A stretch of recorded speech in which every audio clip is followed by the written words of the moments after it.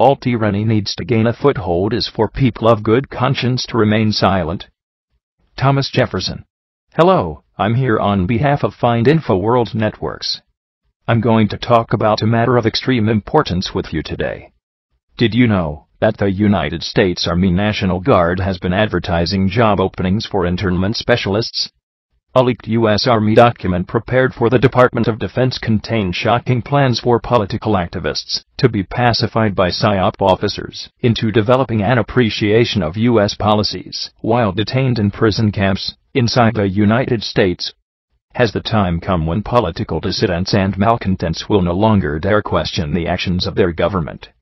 By doing so, would they risk being rounded up by internment specialists and filed away in a place where they cannot disturb a perfect Orwellian, 1984, like peace?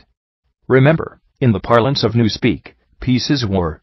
The government simply wants to be prepared, as a part of Rex 84. Colonel North, in your work at the NSC, were you not assigned at one time to work on plans for the continuity of government in the event of a major disaster? Mr. Chairman. I believe that question touches upon a highly sensitive and classified area, so may I request that you not touch upon that, sir? I was particularly concerned, Mr. Chairman, because I read in Miami papers and several others that there had been a plan developed by that same agency, a contingency plan in the event of emergency that would suspend the American Constitution. And I was deeply concerned about it and wondered if that was the area in which he had worked. I believe that it was, may I most respectfully request that that matter not be touched upon at this stage. If we wish to get into this, I'm certain arrangements can be made for an executive session. Rex 84, short for Readiness Exercise 1984, was written by Lieutenant Colonel Oliver North, who was both National Security Council White House aide and NSC liaison to the Federal Emergency Management Agency, FEMA, and John Brinkerhoff, the Deputy Director of National Preparedness Programs for FEMA.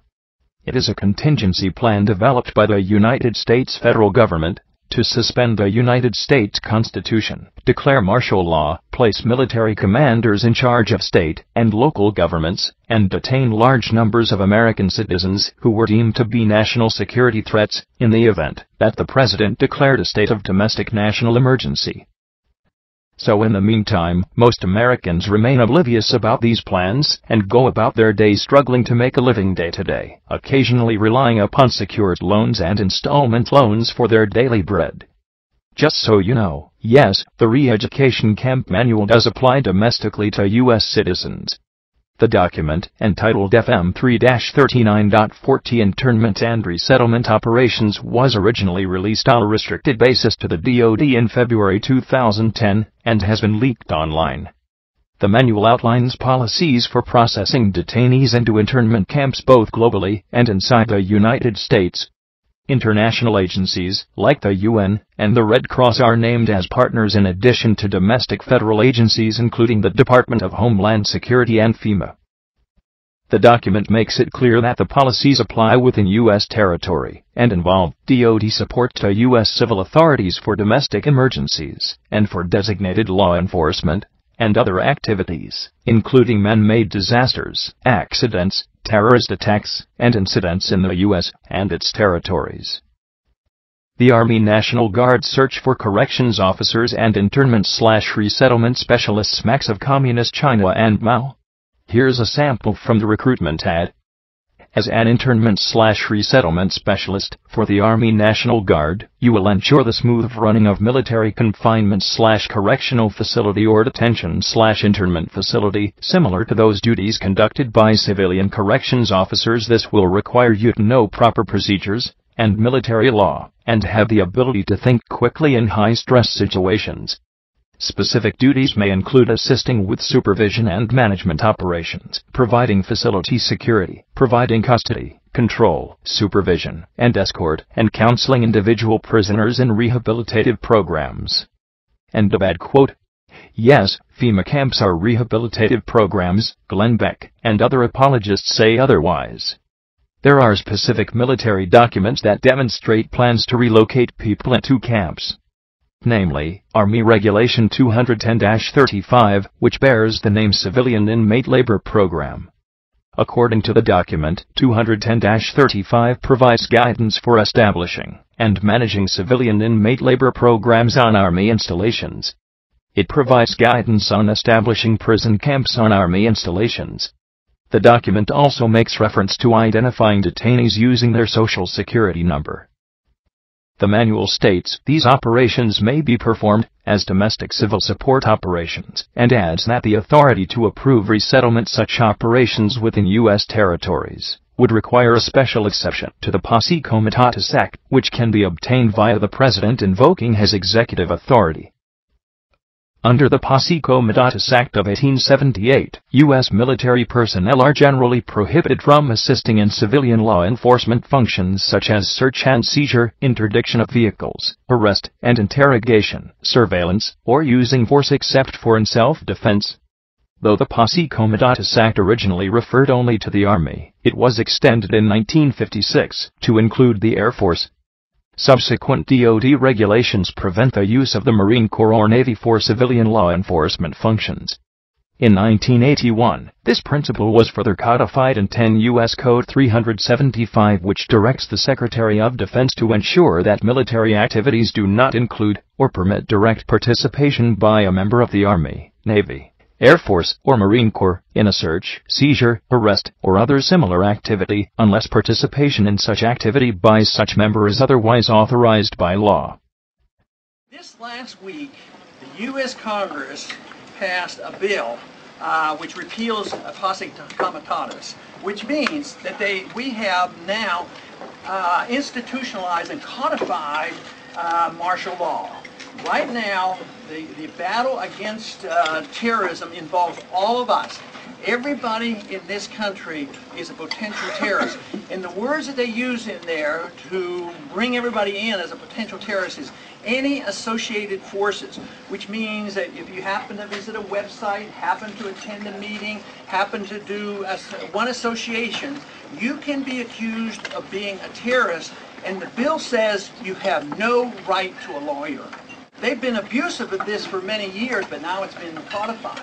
And this president, just about a year ago, announced that some of these bad people, even though they're American citizens, don't deserve even charges, that they can now be assassinated. We should be consciously aware of terrorism and deal with it, but to say that we're at war with the world and we can send a drone missile and send our troops any place we want is very, very dangerous. So, back to the manual. Aside from enemy combatants and other classifications of detainees, the manual includes the designation of civilian internees, in other words citizens, who are detained for security reasons, for protection, or because he or she committed an offense against the detaining power. Once the detainees have been processed into the internment camp, the manual explains how they will be indoctrinated, with a particular focus on targeting political dissidents into expressing support for U.S. policies. This is quite similar to the kind of detention centers that used to thrive in Mao's China. They were re-education centers that used forced labor to break down residents, in the interests of turning them toward the greater good. Joseph Stalin sanctioned a similar network of gulags, which is an acronym based on the Russian phrase for the chief administration of corrective labor camps and colonies. Does this sound like the kind of liberty that America's founding fathers guaranteed its citizens? Apply for installment loans and secured loans now if you think you'll need one. You may not be at liberty to do so later. The re-education process is the responsibility of the Psychological Operations Officer, whose job it is to design PSYOP products that are designed to pacify and acclimate detainees or DCS to accept USIR facility authority and regulations, according to the document. The manual lists the following roles that are designated to the PSYOP team. Identifies malcontents, trained agitators, and political leaders within the facility who may try to organize resistance or create disturbances. Develops and executes indoctrination programs to reduce or remove antagonistic attitudes. Identifies political activists. provides loudspeaker support, such as administrative announcements and facility instructions, when necessary. Helps the military police commander control detainee and DC populations during emergencies. Plans and executes a PSYOP program that produces an understanding and appreciation of U.S. policies and actions. Remember, this is not restricted to insurgents in Iraq who are detained in prison camps. The manual makes it clear that the policies also apply within U.S. territory, under the auspices of the DHS and FEMA. The document adds that resettlement operations may require large groups of civilians to be quartered temporarily, less than 6 months, or semi-permanently, more than 6 months. We have this map that shows how the U.S. would be divided in the event of an emergency, if we can pull that up there. There it is. So this is how the U.S. will be divided into districts. You see 10 of them there. This is according to the National Emergency Center establishment. It gives FEMA and the Department of Homeland Security jurisdiction over what goes on in these places during a time of emergency. The U.S. government is prepared to institute martial law and have practiced for that day numerous times over the years. Politically repressive actions, like the Palmer raids and the McCarthy era, are two examples. From 1967 to 1971, the index list was written. Over 100,000 people are on that list, among them a variety of notable public figures. They are considered subversive and are to be rounded up if the government deems it prudent. The Patriot Act and its focus on Homeland Security brought a news team to the Rex 84 engine. In fact, NORTHCOM was established stateside in 2002 to assist in federal homeland defense efforts. This agency is authorized to monitor the communications of citizens and be a rallying point should it be deemed necessary to mobilize in a Rex 84 type action. Under the indefinite detention provision of the National Defense Authorization Act, with the acronym NDAA, which was signed by Barack Obama on New Year's Eve going into 2012, American citizens can be kidnapped and detained indefinitely without trial. An article by Paul Joseph Watson of Infowars.com states that in September 2012, United States District Court Judge Catherine B. Forrest ruled that the indefinite detention provision of the NDAA was unconstitutional and blocked it permanently. However, within 24 hours of the ruling, the Obama administration lodged an appeal, and the law has been under temporary injunction until now. Americans can once again legally be snatched off the street and detained without trial based on the mere claim that they provided aid or support to terrorists, despite this being a total violation of habeas corpus. The 10th Amendment Center has a detailed breakdown of the ruling. In layman's terms, Forrest put a stop to indefinite detention, and the Second Circuit overturned that. It also permanently prohibited Forrest from attempting to do so again, ordering her to proceed with the case consistent with their opinion. NDAA indefinite detention powers are alive and well. The group points out that the new Second Circuit ruling is completely incorrect because it claims that Section 1021 of the 2012 NDAA says nothing about the government's ability to detain citizens. In reality, Section 1021 states, Congress affirms that the authority of the President to use all necessary and appropriate force pursuant to the authorization for use of military force includes the authority for the armed forces of the United States to detain covered persons, pending disposition under the law of war. The ruling stems out of Hedges v. Obama, a lawsuit filed in January 2012. Pulitzer Prize-winning journalist Chris Hedges and several other high-profile figures brought the case in order to protest against the potential that the law could be used to harass outspoken journalists and political activists. Sadly, the victory lasted about 10 months. Today, U.S. totalitarianism wins again, laments Zero Hedge. The historical significance of states using internment camps to re-educate detainees centers around the fact that it is almost exclusively practiced by repressive and dictatorial regimes like the former Soviet Union and Stalinist regimes like modern-day North Korea. Here are a few documented preparations for the mass internment of citizens inside America, but this is the first time that language concerning the re-education of detainees, in particular political activists, has cropped up in our research. In 2009, the National Guard posted a number of job opportunities looking for internment/resettlement specialists to work in civilian internee camps within the United States. In December of 2011, it was also revealed that Halliburton subsidiary KBR is seeking subcontractors to staff and outfit emergency environment camps located in 5 regions of the United States.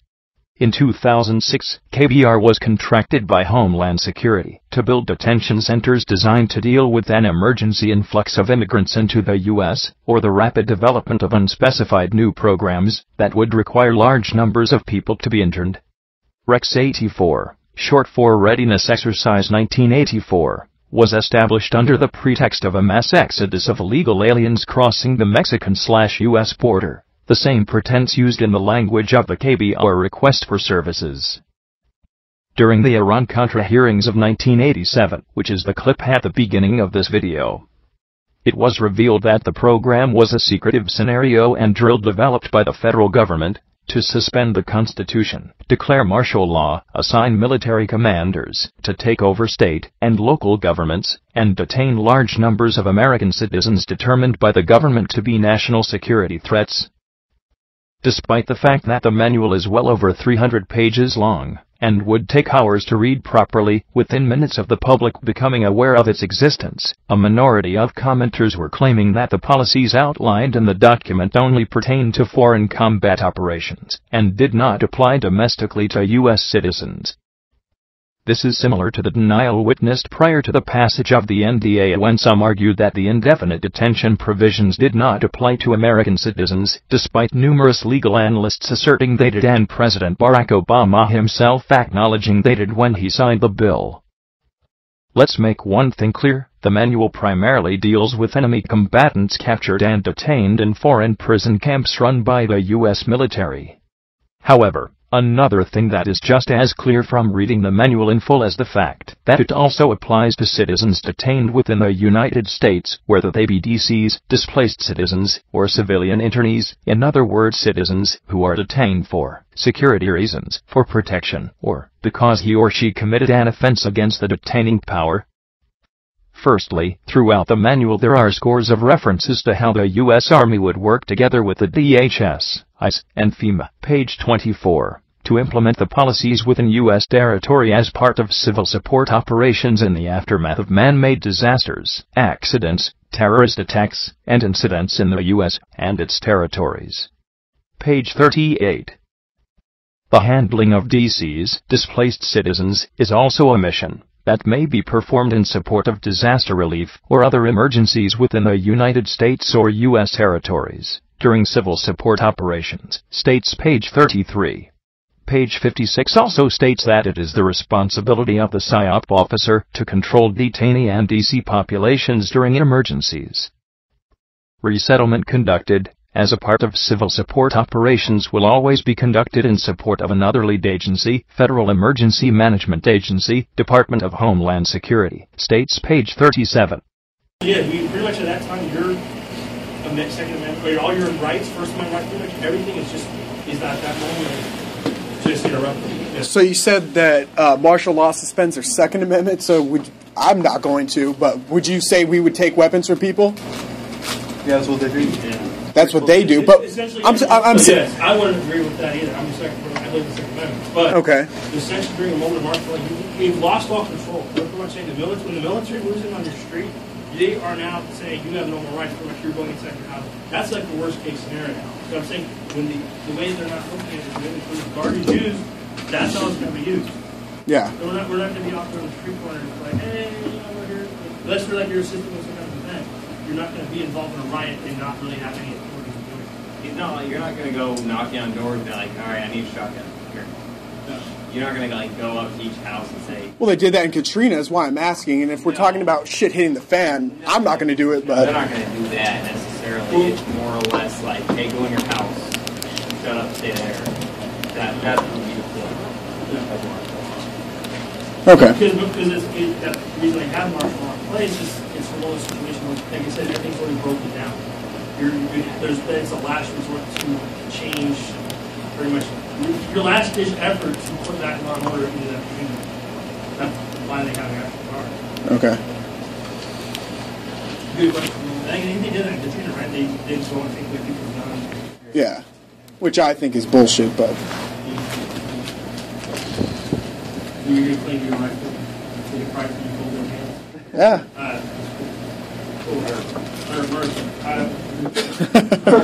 We're going to get political right.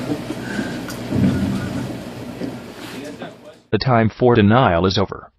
People spent weeks arguing over the indefinite detention provisions of the National Defense Authorization Act, ignoring assertions by top scholars and legal experts that the kidnapping provisions did apply to U.S. citizens. It appears as though cognitive dissonance is causing some people to desperately search for any way of denying the shocking truth contained in these Army documents. This is particularly prevalent amongst Democrats and liberals whose support for the cult of Barack Obama has blinded them to the fact that his administration is passing legislation which in many cases is far more draconian than anything Bush signed into law. Denying these manifestly provable facts will not make the threat go away. This is not an imaginary monster under the bed.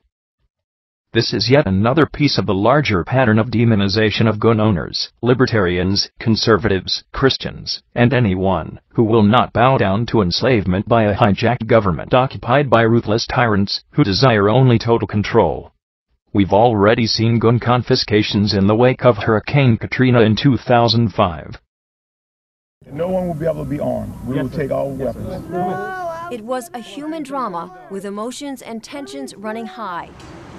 Patty Connie is still trying to recover physically and emotionally. They really did a number on me. From the day police forced her from her home. It was traumatic. All of a sudden, they were banging on the front door, the side door, and the back door. They said, "Let us in." Patty tried to explain. She was on dry land, she had plenty of food and water, and didn't want to abandon her dogs.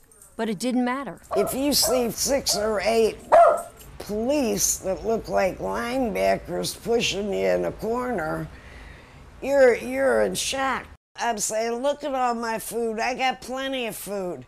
They kept pushing me back, and ended up like this.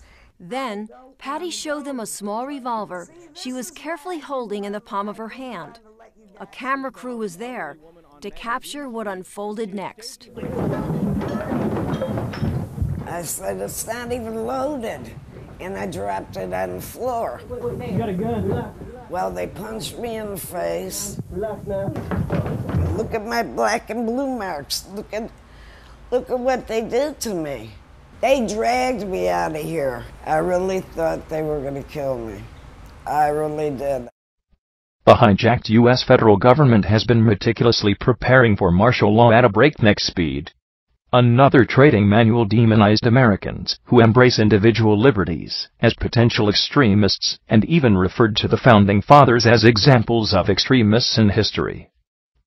The U.S. Army Civil Disturbance Operations Manual from 2006 broke down how military assets on U.S. soil will be used to confiscate firearms, put down riots, and even kill Americans. This manual listed weapons to be used against American dissidents, including anti-riot grenades, and emphasized that warning shots will not be fired.